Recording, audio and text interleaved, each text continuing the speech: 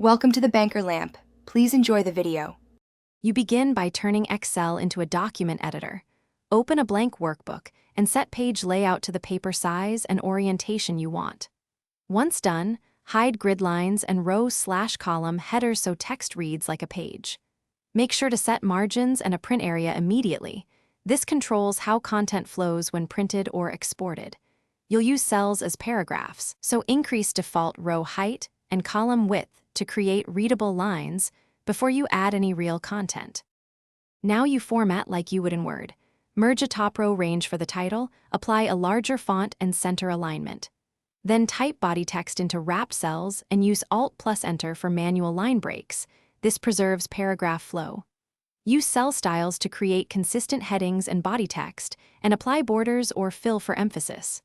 Once content is placed, add headers, footers, and page numbers in page layout so every printed page matches your document design.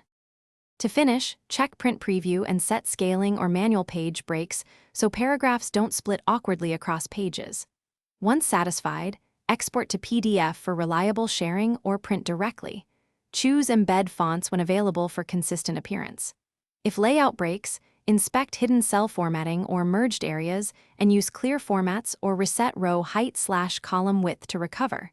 If text overflows, reduce font size slightly or reflow paragraphs across additional.